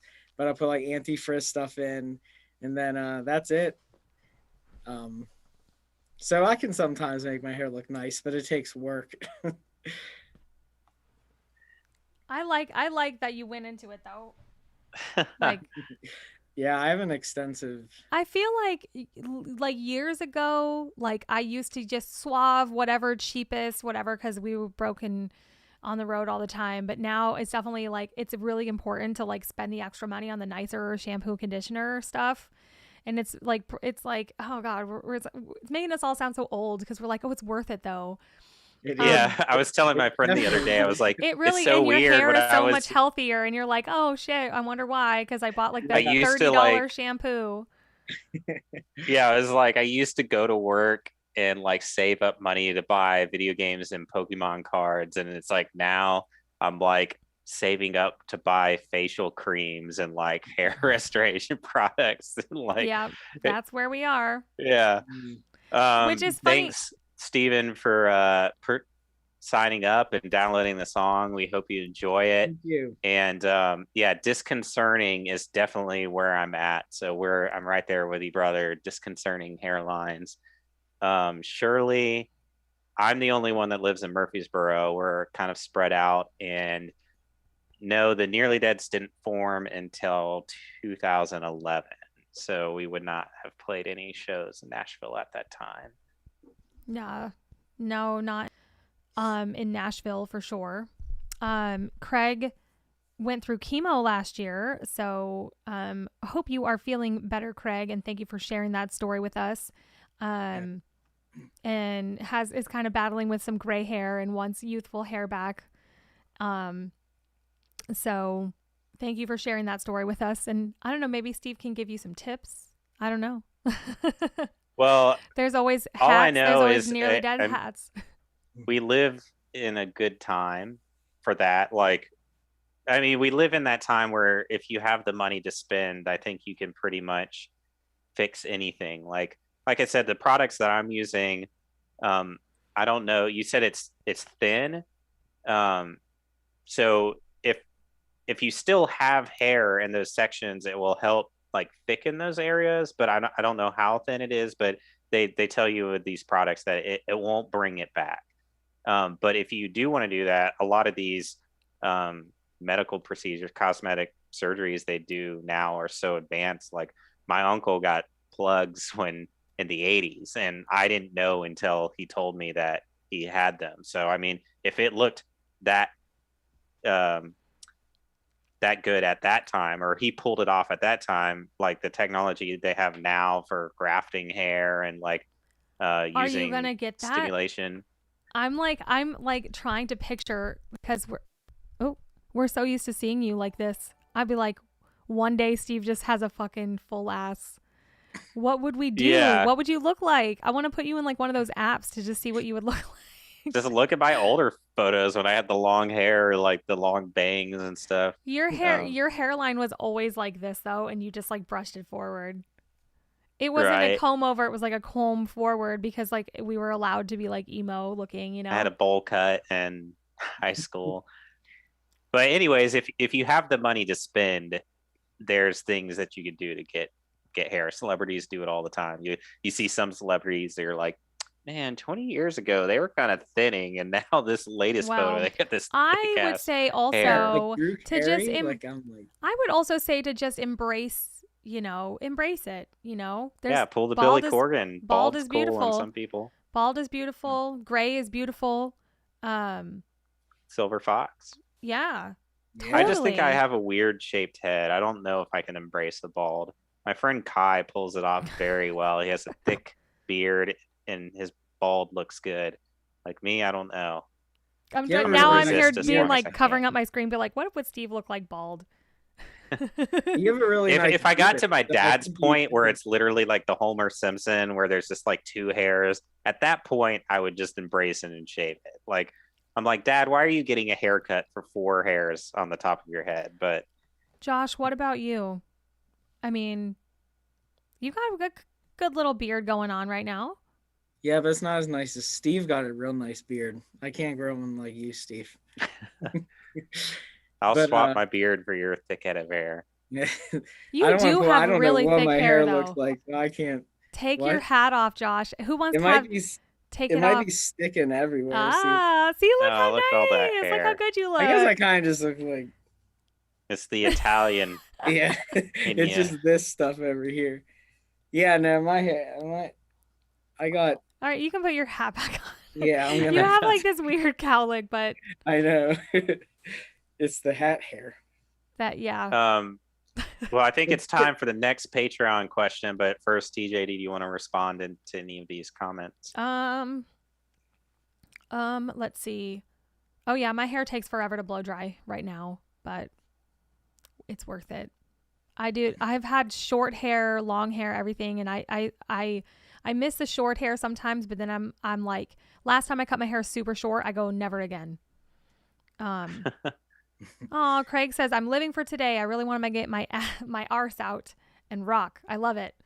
Right. Let me see. Who else? What else do we have Ellis here? Assassin, I guess, or Ronaldo. What's Ronaldo fully dead from? I don't know. Oh, Guess because we're because the we're nearly nearly deads. dead. I think it's just like a fun comment. Like, I don't know. Don't die, Ronaldo. All right. Next question.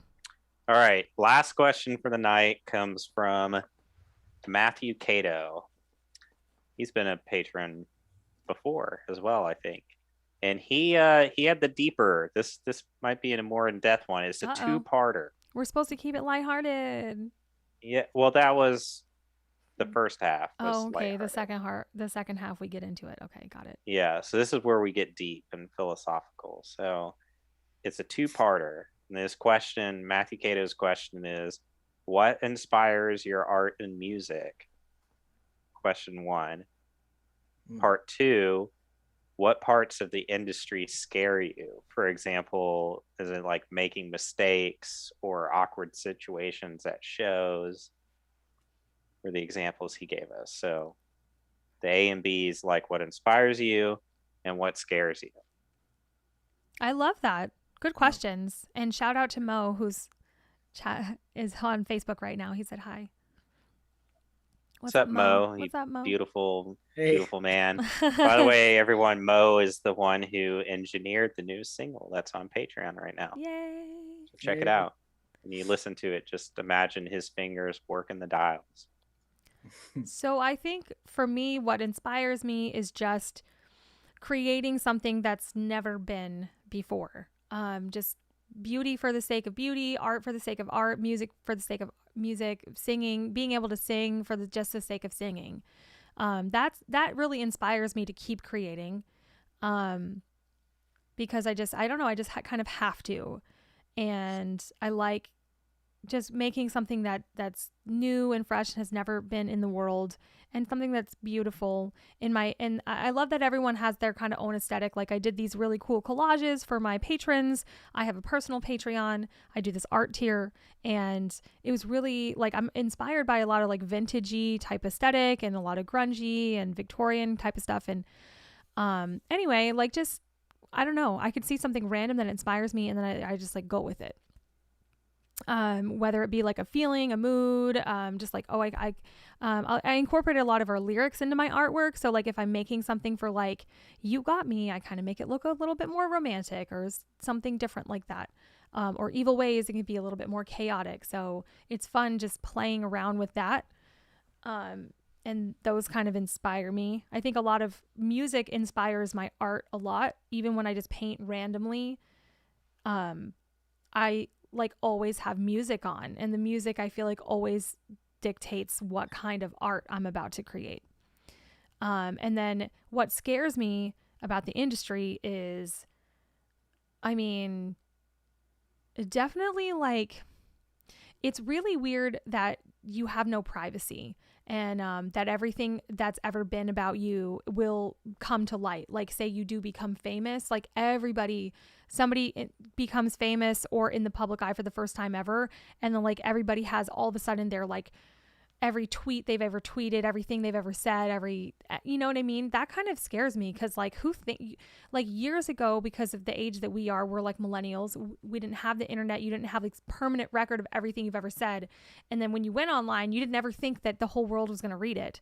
And, you know, you could have some crazy like wild live journal still hanging out there, and somebody will find it and use it against you. And if you've ever said anything, cancel culture. Yeah, if you've ever and said, the thing about it too is people are getting called out for stuff they said like 20 years ago, and a lot of times culturally what seems and feels acceptable now in 10 years be deemed unacceptable. So you don't know. Yeah.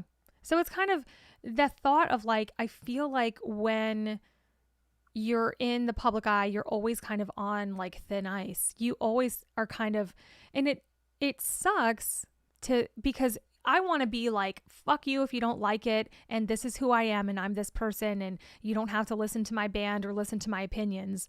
But so I guess that's a legitimate fear of mine, because inside that's who I want to be, but that's not who I am. I'm always constantly thinking of like a calculated way, or even if you know what, I won't even say that. I think there's certain things I just avoid. I don't talk about in public because you know what I mean? You know what I'm trying to say? It's like there's certain things that I have opinions on that are, I'm content to have an opinion on it in my private life. And I don't feel like it needs to come out in the public. I would like to be more vocal about some things sometimes, but because of like cancel culture, because you don't want to upset this person or that person, I feel like we censor ourselves a little bit. Definitely not with the music, but back when I was in Blondes Not Bombs and I was in like that punk band, I mean, I used to sing about politics and stuff like that all the time. Like, that's why I love punk. That's the music that I love.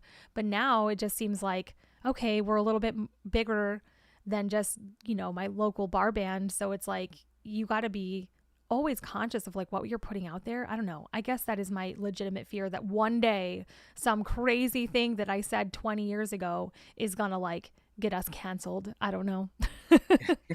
Not that TJ gets the Nearly Dead's canceled. I don't think I have ever said anything or done anything, but what you said was people are dragging up. I mean, like, you can't just go through your whole entire Facebook or Twitter history and be like, did I ever use this word or that word, or say, I mean, I would love to think, I'm sure that I've never said anything offensive, but that changes. And when you've been, you go from obscurity to like something super popular. I mean, I have a public Instagram. There's nothing like, if a million people wanted to follow me tomorrow because we all of a sudden blew up, like, it would be completely scrutinized, and that's totally scary to me. But I feel like it's necessary at the same time for me to have a public Instagram, and for like the band to have public, because that's how we meet you guys, and that's how we get our music out into the world. So it's necessary for us, but because we're smaller now, we don't really think about, okay, what if a million people saw this, right? But the reality is that could happen any day.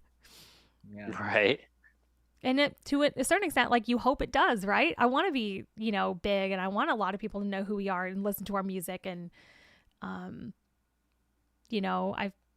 but it would be also scary at the same time. And that's why I feel like people always tell me I'm afraid of success. I keep hearing that because it is kind of scary. Yeah. All right. Those were my answers. I'm done. The floor is all your guys. Okay, I'll go. Yeah.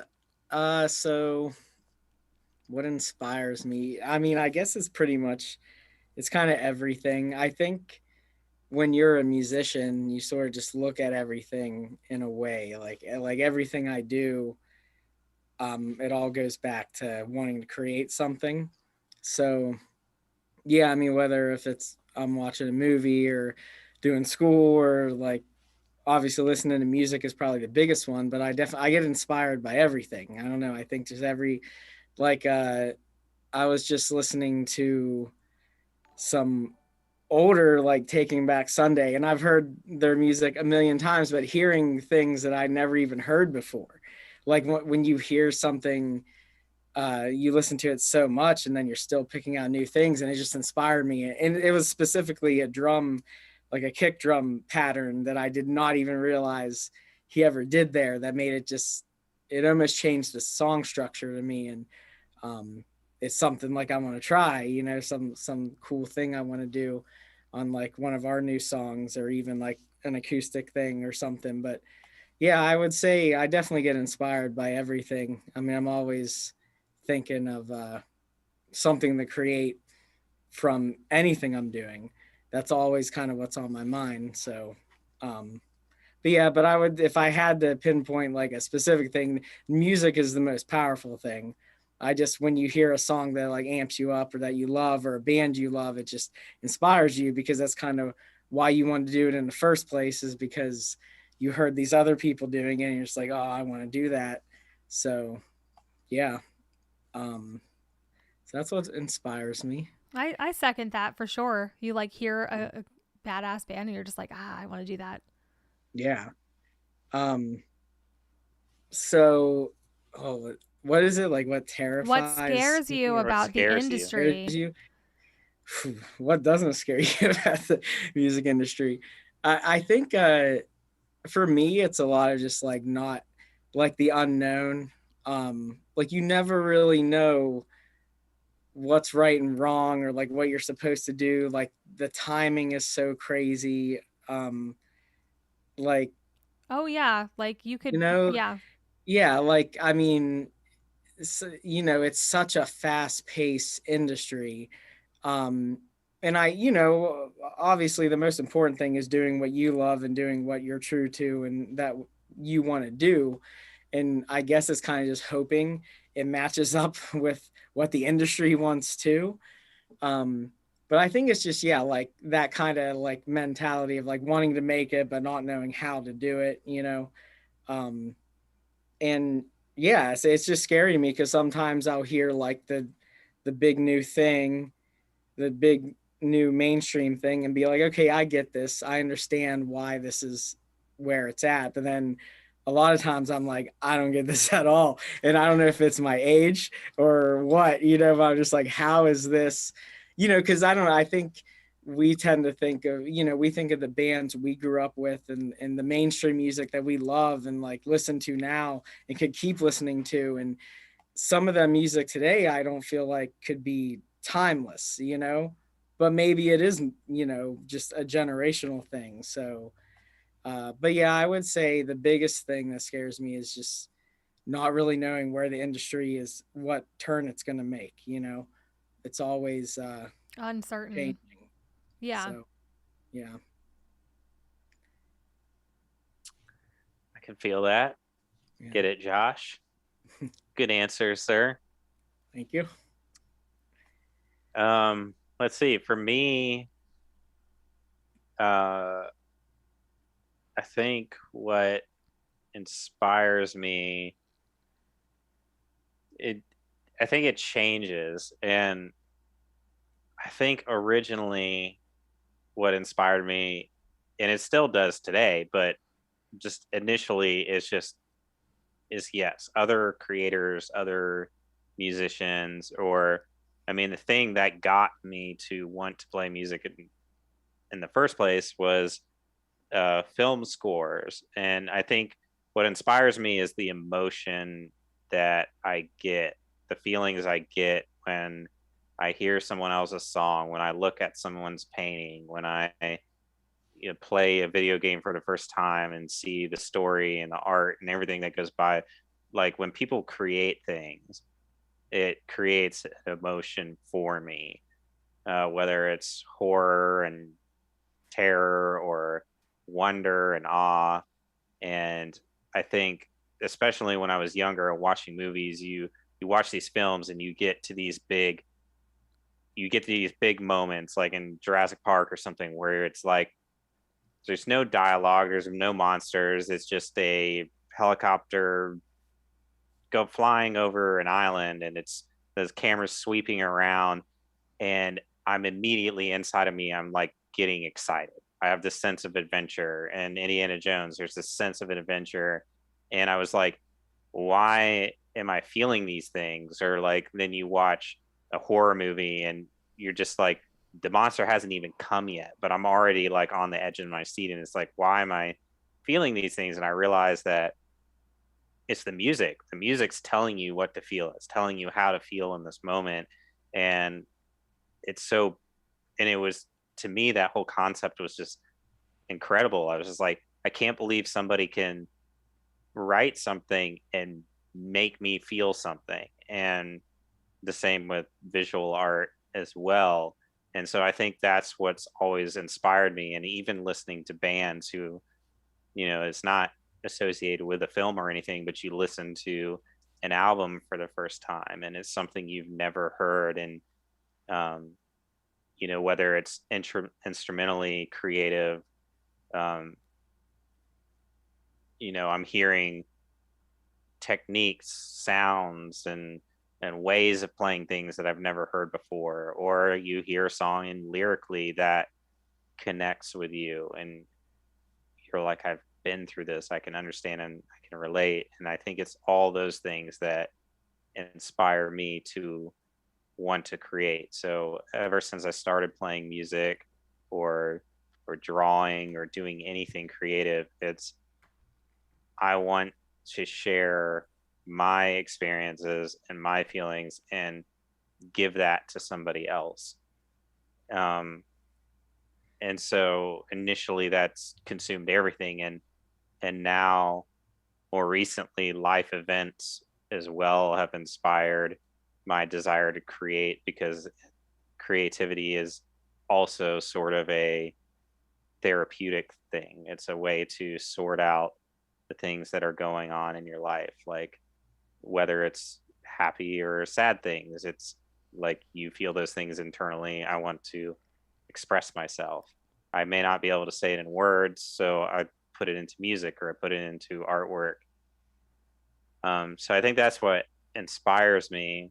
And as far as fears, I think the biggest fear for me has always been not so much being accepted or wanting to be famous or not. I just, again, I've always had such a passion for creating and want the whole reason that I do music is because I want to give the people the feelings that I got when I heard other people's music. And so I guess my fear is that I want to matter. I want the stuff that I've created to matter, and I want it to have an impact. And the fears that I have is that I'm going to spend my life putting out all this stuff and it's just going to be out there and it's going to disappear and nobody cared and it didn't have an impact. And fortunately, I've had moments where my fears have been eased, where we have fans reach out and say things like, hey, I heard this song, I was going through this moment in my life, and the Nearly Dead song, Never Look Back, really helped me get through this thing. And it's really exciting to hear that, because I'm like, I feel so lucky and fortunate to be able to give that person that thing that I got from someone else. And so that's been really nice. But I still continually, with every song we create or everything we put out, I'm just like, are we going to put this out and nobody's going to give a shit, and then it's just going to exist there digitally, because I really want it to help somebody get through something, or I want it to inspire them to create and put more stuff out. I mean, I definitely think that it already has, so I don't think you need to worry about that, like everything that we've done, we've had a pretty good amount of success, it is out there. It's out there in the world, and it's all over the place. Somebody was playing it in their trunk the other day and your mom sent you a video of it. That's pretty cool. You know what I mean? Oh, for sure. Like, but it's I just have my those personality. moments. I'm the Yeah. type of person that it's like, it's like I want to check in with friends and family. It's like, are we still cool? Like, you still want me in your family? Like, do you still like me? Are we still friends? It's like I need that reassurance every once in a while. So Yeah. I mean, what's cool is like, Yeah. even on this stream, a lot of people have said, Never Look Back is still my favorite. And I've been listening for 10 years or whatever. Like, I think that's awesome. Just the fact that we're still a band and still making stuff this long after we started is pretty cool. And I think the reason that we were able to do so is because we like took a little bit of a break, I guess. We're still kind of yeah, taking a break. We're not really like going hard into anything. We're not trying to like go back out and play shows really super soon. And we're not, we really want to work on new music, but we're tiptoeing into it, because we want it to be right. At least that's how I feel. Yeah. yeah, for sure. We're just easing back into it, doing it our way, I guess. Right. That's what I was thinking. That's exactly what I was thinking. I was like, we're just doing us. We're just doing it the way that we want to and on our timeline and on our schedules. And we have busier lives now than we used to. And it's like, it's so much better that way, I think. And we're not so desperate maybe to like be like, oh, we need to do this or we need to do this because like so and so says so. I don't know. Like maybe that's why we're not bigger, but maybe who cares? Yeah. We're doing it because we want to, Right. We're not doing it for the because we right feel we reasons. have to. Right. Yeah. Like, yeah, it's like I don't need to do the Nearly Deads. Like, I don't, in a sense, like I need to because my soul needs to, but I don't do the Nearly Deads for financial gain. I don't do it for popularity's sake. I don't need to be in the Nearly Deads. I'm in the Nearly Deads because I want to be, because I love what the Nearly Dead stands for. I love the members of the band. I love creating music with them. I enjoy the music we create, and it's something that I look forward to every week, and I look forward to the future and what's going to come with it, and that's exciting. And so that's why we're here, and that's why we're doing this. I think this Yeah. this next album is going to be like our best. I can just feel For it. sure. I can just feel it. The ideas are already really good, and we're taking our time with it. I'm taking my time with it. I'm making sure the lyrics are going to be right and that we have something to say, because a lot has happened, people. A lot has happened to us all personally, in the world, over the past 2-3 years. I mean, our last record, Revenge, when did that come out? 2018. So really not that long ago when you think about it. But we're just kind of determined to do another full length, because that one was a long time ago. That was 2015, maybe. I think 2015 for the full length. And I love Can't Make You Change, like, in releasing singles and stuff. But I feel like just having an album would just be like, it's like, here it is. Here's the thing that we made. Not like, here's a little crumb. It's like, no, here's like the big thing that we made. I can't wait. I was telling my patrons on my shout outs, I'm like, I'm not really going to be around a lot next month because of my wedding and all the things, and my honeymoon we're going away for kind of a while. But then it was like, what do I have to do after that? Nothing. Like, you know what I mean? Like, so I'll be full steam ahead into music, and I won't be so scatterbrained, and it'll be like one less thing on my plate to think about and make decisions on. So I'm really excited for everything to be like wrapped up. I'm really excited to be married and get that Jordan's gonna chapter be of my like, life. wait, so we got married and now I never see you because you're We always doing band stuff. We already never see each other. And he's in a band too, and his band is dropping a music video in a couple weeks, and he's busy with all of that. We do it a little differently these days. Like, when we met, we were touring bands, and we would go months without seeing each other. So it's not like we can't handle it or last through something like that. But I don't know. He's excited for us. Like, I'm just ready. No, there will not be a wedding live stream. That's a no. Dano. No. Unplugged See, he ceremony. thought he got on our good graces, and we were gonna like start giving special. It's $1 million Patreon. If you donate $1 million to the Patreon, then you can get invited to my wedding. By the way, Natty on YouTube said that they did a dance routine to Freak Show. I want to see, if there's a video, I really want to see it, and I feel like you should tag us in it if you haven't already, if it's online. If not, that's cool too. But that's badass. And we're glad you like the music, Dominic. I'm just glad that there's people here. I'm glad we have a Patreon. We have people that are listening after all these years. It's really cool. Like, I never anticipated this, like 10 years ago when we started the band. It's been a long time. We had no expectations. We had no expectations, and I think that's why things went well. I mean, Dano says he's going to mortgage so he can come to the wedding. Man, though, if your house is worth $1 million, though, and yeah, really, we want to see it. You can, if you don't want to post it to the world on YouTube, you can privately send us the dance routine. Oh yeah, the dance routine video. Yeah, email us. Yeah. Or send us a message. People being creative. Send us a DM. Slide in our DMs. Yeah. Greg made a comment there. Are we taking viewer questions now?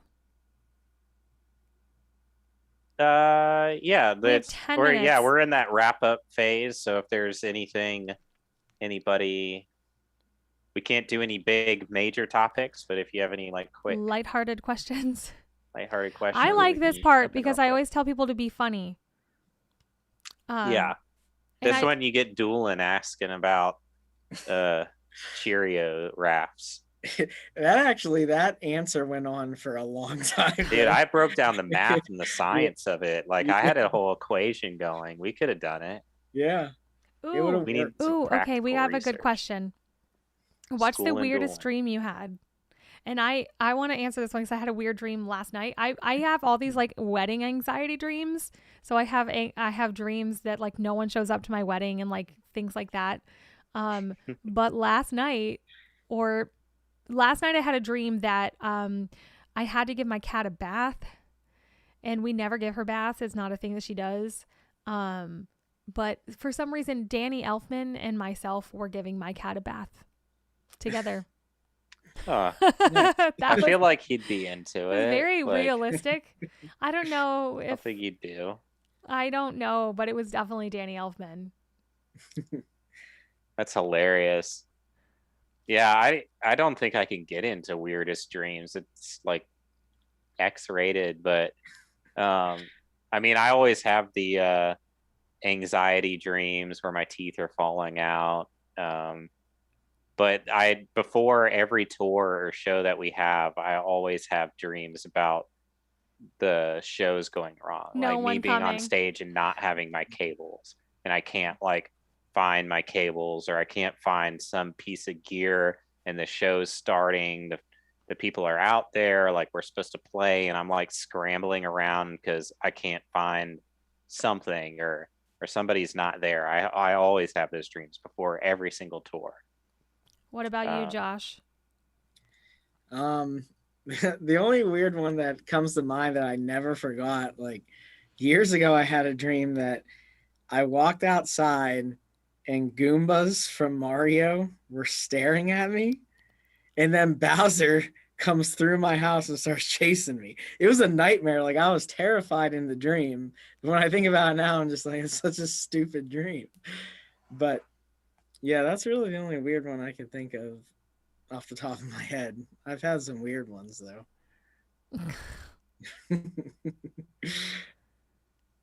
I don't know. I have weird dreams. Oh my God. I got to tell you guys. And it was just 4:20, so it makes it even funnier. Okay. I wrote this down. I did not, I don't know. I think this was the night that we were in bed sick with like COVID, you know, the shot or whatever. All right. I'm just going to read what I wrote down because this is at 3:33 a.m. on my notes, right? I wake up in the middle of the night and I'm just like, I have to write this down. A 24/7 bong volcano that's the tallest in the world, and it's made out of cardboard landscaping gardening shit. It like things that you would build like terraform with, but like cardboard, and you grow plants out of it. I don't fucking know. It's the tallest one in the world, and you get on top of it. You go to the top on a pogo stick. And in my dream, there's this hippie dude, or not like a modern hippie dude though, like a guy from Washington State. You know what I mean? And he just like pogos to the top of this volcano, and it's a fucking bong, and it's just like it's always on. It's always steaming. Constant bong. It's on 24/7 bong volcano, which also is a great band name. Bong a volcano. I like it. But it was absolutely like, it was like a real volcano. It was like volcano size, and you had to climb it on a pogo stick. That was a legit dream I had, you guys. And the best pogo high you will ever have. And it's like when you get to the top, it's just kind of smoldering. It's just kind of coming out. It's not like a real bong where you have to like do something. It's just like, it's just coming out of it, you know, so you can just kind of breathe in and That's a weird dream. Why would I have that dream? I don't even like You are a pot. stoner, and that's I'm why. not. I don't even do any of that. I don't do any of that. But like, yeah, that was what I was dreaming about. I must have. I've been watching right before bed the like John Wayne Gacy documentary, Strange Before Bed. Have y'all ever had a banana right before bed? Not Josh. No, I can't have bananas. But apparently that gives you fucked up dreams, and I found out like the hard way because I was really like if I don't eat, if I have an empty stomach, then I can't sleep, right? You have like the hunger pangs. So I always have these little like snacks. Usually it's like something with protein, yogurt, a glass of almond milk, something to like settle my stomach, a Belvita or like a protein bar. And for whatever reason, some night I just like was like, I need to sleep and I can't. Let me eat this banana. Wrong. Total mistake. I wish I knew that I dream. don't think bananas have ever given me weird dreams. Dude, take one tonight. Have one tonight. Literally right before you go to sleep, eat a banana and see what I happens. don't have any bananas. I'm just gonna end up having a weird dream about a banana now. All right. I feel like that happened to me last time we went on the whole banana thing. Remember yeah. a couple months ago we were like, oh, like let's have you know I'm trying to say. You remember the stream. We were like talking all about bananas and like how we're going to have a whole banana music video and a whole banana line of merch.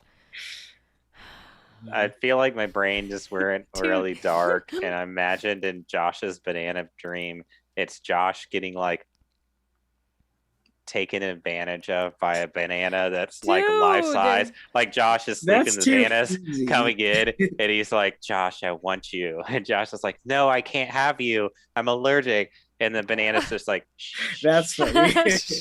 Like puts its little like finger on your mouth, and you start to swell up because all the fruit pollen's giving you. I swear, like, if I have Josh, you need me. Mike says banana bong on a pogo stick.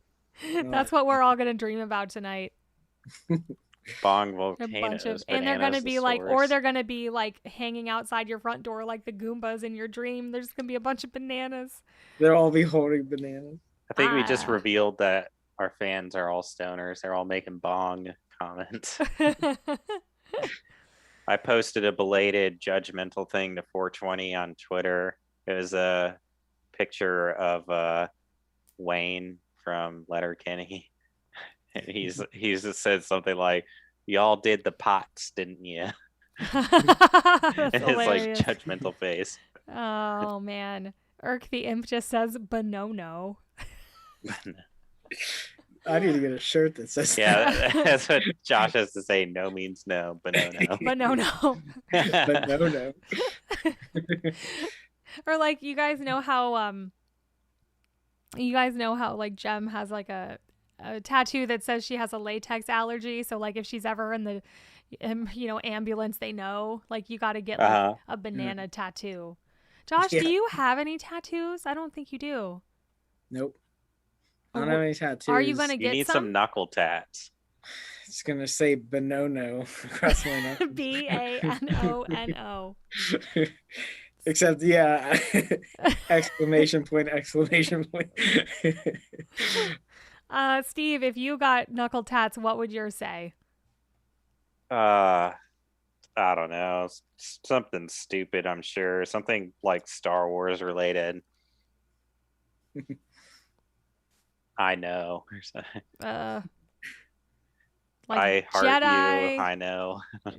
Jedi and Sith. Sith, yeah. That works. Yeah. I'm sure somebody out there already has. Actually, that actually works because I have the Jedi symbol on this arm, so I could put Jedi here, and then I have the Sith symbol on this arm, so then I can put Sith on these knuckles. There you go, Steve. Never You Mind That on YouTube just said, I saw you guys play in bar Loaded on Hollywood Boulevard years ago when he was visiting, or they were visiting LA from the UK. So, dude, that's awesome. Awesome. How random. That's freaking rad.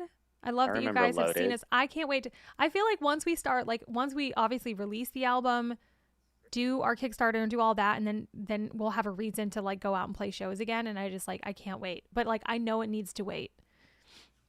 Yeah. I know we need to like get our shit back together. Do some festivals. Hopefully. We need to find somebody to get us onto festivals, which means we need like a manager or something at least. I think people always want us to play There's nothing Doolin can't do. People always want us to play all these shows and festivals and stuff. I'm like, you know, you just can't be anybody and play these gigs. Like, you have to have a booking agent or somebody. We don't even have that right now. So, but we'll get there. We've done it all before. We can do it all again.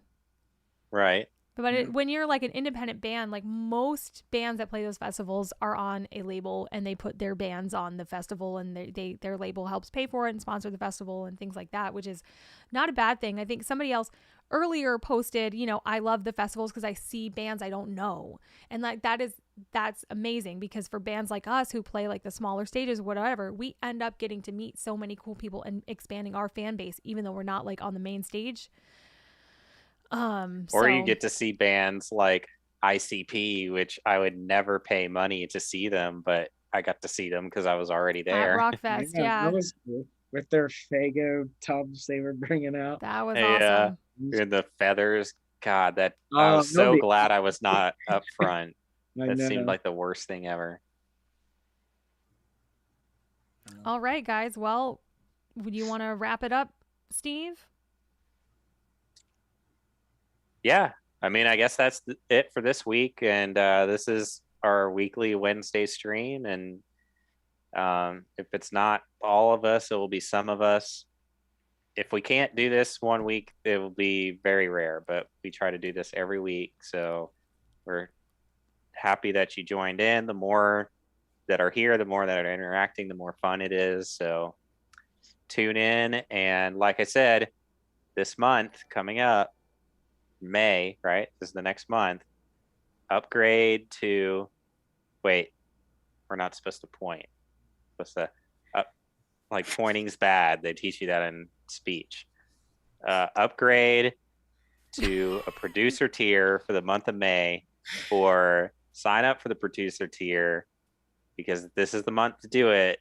You'll be the first person and only person, your name's drawn, to have unreleased Nearly Dead's music.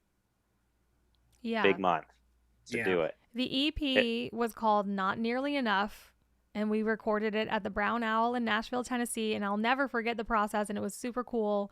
And I really hope we get to the 150 tier, the 150 patrons, so we can like share all these stories about when we did it. We're going to have to dig up all the old pictures, and I'm sure we have bunch of stuff out there, so like let's just go ahead and say if we hit 150, we'll do a whole thing. Not only will you get to hear it, but you'll get all the inside scoop of like making of, like when we all first met each other. Yeah, we can record a whole discussion about it and give it to y'all along with the recording. So thank you to everyone who signed up just now and said they were going to sign up after the stream. Tell your friends about us, tell them to sign up, because the sooner we get to 150, the sooner all of you will get this music. But until then, there'll be one person next month, but we're looking forward to giving it to you all as our goal. All right. So thanks. And if you're the best. Adios. Amigos. Thank you guys so much for watching. And if you eat a banana tonight before you dream, please let us know what kind of weird dreams you had tomorrow. All right, guys. Oh, wait. Don't turn it off real quick. Okay. I just want to, on sign off, I need this to become a thing because I've been doing it. Like, I know we call our fans zombies in the Zombie Nation, but I feel like nobody's been catching on that on all my tweets and on the Patreon stuff. I always call you guys friends, F-R-A-N-D-S. That's your fans who are friends. So make the hashtag friends with Nearly Deads be a thing, because that's what you all are. You're our friends. Like Fran Drescher. Yeah. Fran. So thanks for being friends. Thanks for being friends, y'all. All right. Friends. Bye, everyone. Night. Bye.